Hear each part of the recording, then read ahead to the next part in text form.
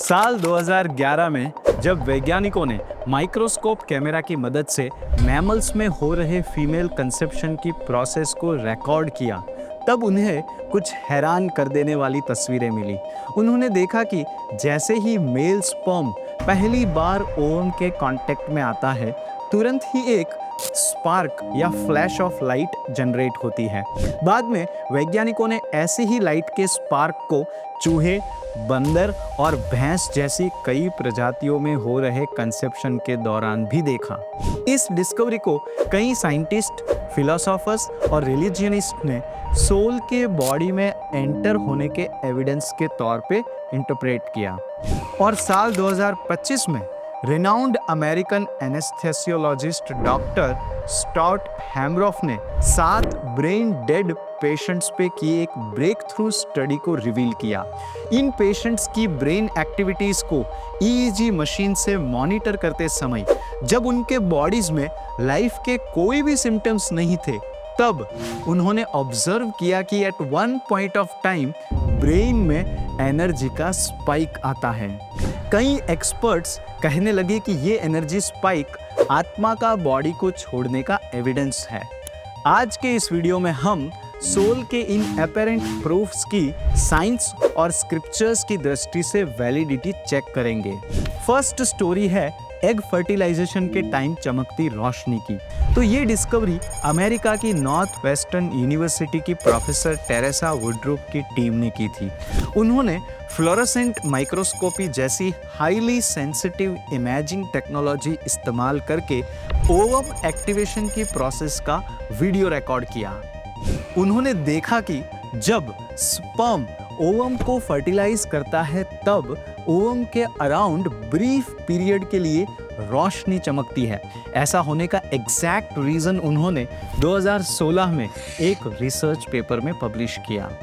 जब sperm ovum में fuse होता है, तब वो ओवम में फॉस्फोलिपेज सी जीटा नाम का प्रोटीन इंजेक्ट करता है।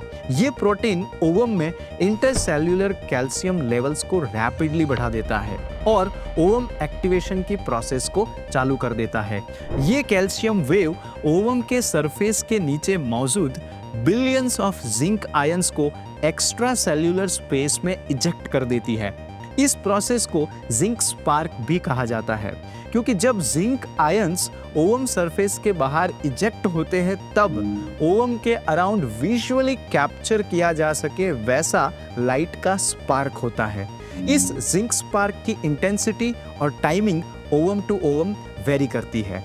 इंटरेस्टिंगली, रिसर्चर्स ने दिखाया कि ये जिंक स्पार्क बिना फर्टिलाइजेशन के भी ऑब्जर्व किया जा सकता है। यानी स्पर्म की जगह टी-पैन नाम के केमिकल से भी ओवम में से जिंक को आर्टिफिशियली इजेक्ट करके जिंक स्पार्क प्रोड्यूस किया जा सकता है। इस आर्टिफिशियल प्रोसेस में भी ओवम एक्टिवेट होकर डिवाइड होने लगता है। इन कंक्लूजन, ओवम फर्टिलाइजेशन के टाइम चमकती रोशनी का आत्मा से कोई कनेक्शन नहीं है। यानी जिंक स्पार्क को आत्मा के बॉडी में एंटर होने का एविडेंस नहीं माना जा सकता। अब दूसरी स्टोरी है डॉक्टर हैमरॉफ की, जिन्होंने ईईजी मशीन से 7 मरते हुए पेशेंट्स के ब्रेन में हो रही एक्टिविटीज को रिकॉर्ड किया। उन्होंने पाया कि पेशेंट्स की क्लिनिकल डेथ के बाद, यानी उनके हार्ट और लंग्स के कंप्लीटली स्टॉप हो जाने के कुछ समय बाद, ब्रेन में गामा एक्टिविटी सडनली स्पाइक होकर स्टॉप हो जाती है। ब्रेन में हो रहे हाई फ्रीक्वेंसी ब्रेन वेव्स को गामा एक्टिविटी कहा जाता है, और ये high frequency brain waves working memory, attention, information processing और सेंसरी परसेप्शन जैसे कॉग्निटिव फंक्शन से जुड़ी होती है। इसीलिए डॉक्टर हैमरॉफ ने प्रपोज किया कि क्लिनिकली डेड पेशेंट्स के ब्रेन में पाया जाने वाला गामा एक्टिविटी का लास्ट स्पाइक लाइफ का शरीर छोड़ने का सिग्नल है, और प्रोबेबली आत्मा का शरीर छोड़ने का सिग्नल है। इस डिस्कवरी में भी वैज्ञानिकों को आत्मा का ग्रॉस एविडेंस नहीं मिला है।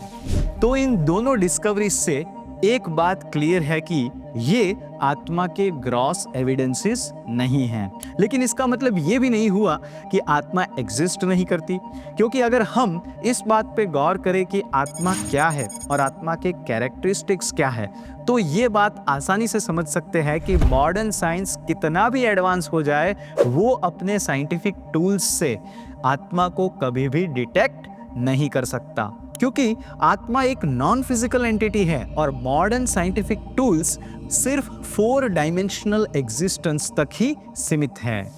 भगवत गीता में भगवान श्री कृष्ण आत्मा के फीचर्स कुछ इस तरह से बताते हैं।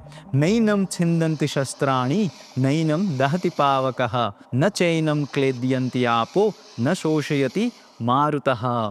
आत्मा को कभी भी शस्त्र से काटा नहीं जा सकता, ना ही अग्नि से उसे जलाया जा सकता और ना ही आत्मा को पानी से भिगोया जा सकता है। आत्मा अनब्रेकेबल, इनसोल्यूबल और इटर्नल है। और आगे आत्मा के बारे में ये भी बताया है कि वो अव्यक्तोयम यानी इनविजिबल, अचिंत्योयम यानी इनकंसीवेबल और अविकार्योम उच्यते यानी इम्यूटेबल है। आत्मा की क्वालिटी है कि वो इनविजिबल और इनकंसीवेबल है, यानी आत्मा को कोई साइंटिफिक डिवाइस से डिटेक्ट या कैप्चर करना पॉसिबल नहीं है। अब सवाल ये आता है कि आत्मा के अस्तित्व को हम किस बेसिस पर स्वीकार करें? वेल, हम आत्मा के अस्तित्व को उसी बेसिस पर स्वीकार कर सकते हैं जिस बेसिस पर science quantum fields, dark energy और डार्क मैटर जैसी ऑब्जेक्टिव रियलिटीज को एक्सेप्ट करता है।